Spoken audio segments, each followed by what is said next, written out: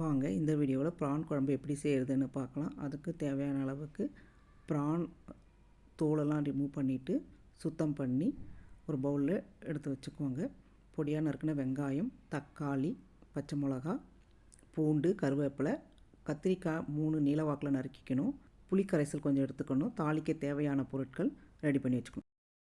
கடாயை அடுப்பில் வச்சுட்டு அதில் தேவையான அளவுக்கு பொரிக்கிறதுக்கு எண்ணெய் ஊற்றிட்டு தாளிக்கிற பொருள் வெந்தயம், கடுகு, பெருஞ்சீரகம், உளுந்து, சீரகம் எல்லாம் போட்டு பொரிஞ்சதுக்கு அப்புறம் 6 பல் பூண்டு சேர்த்துருங்க. அது கூடவே கருவேப்பிலையும் சேர்த்துருங்க. இது நல்லா வதங்கினதுக்கப்புறம் பொடியாக நறுக்கி வச்சுருக்கிற வெங்காயத்தையும் சேர்த்து அதை நல்லா வதக்கணும்.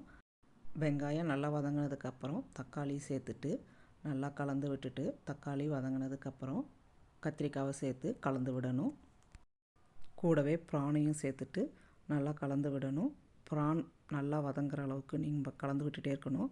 ப்ரான் வதங்க வதங்க உங்களுக்கு ப்ரான்லேருந்து வாட்டர் ரிலீஸ் ஆகும். பாருங்கள், இது போல் தண்ணி ரிலீஸ் ஆகும்.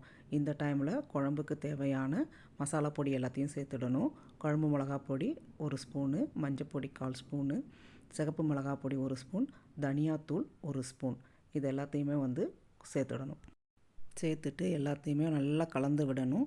மிளகா பொடி, மசாலா பொடி எல்லாமே ப்ரானோடையும் கத்திரிக்காயோடையும் நல்லா கலந்து விடணும். நல்லா கலந்ததுக்கப்புறம் நம்ம கரைச்சி வச்சுருக்கிற புளி கரைசல் வாட்டர் இருக்குங்களே, அதையும் அதில் சேர்த்துட்டு நல்லா கலந்து விட்டுட்டு தேவையான அளவுக்கு உப்பும் சேர்த்து நல்லா கலந்து விட்டுட்டு உப்பு, காரம், புளிப்பு எல்லாம் எப்படி இருக்குன்னு டேஸ்ட்டு பார்த்துட்டு மூடி போட்டு நல்லா கொதிக்க விடணும்.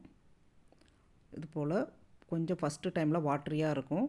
அப்போ எவ்ரி டைம் நடுவில் இன்பிட்வீனில் நீங்கள் ஓப்பன் பண்ணி கலந்து விட்டுட்டு மீடியம் ஃப்ளேமில் வச்சுட்டு குழம்பு நம்ம கொதிக்க விடணும்.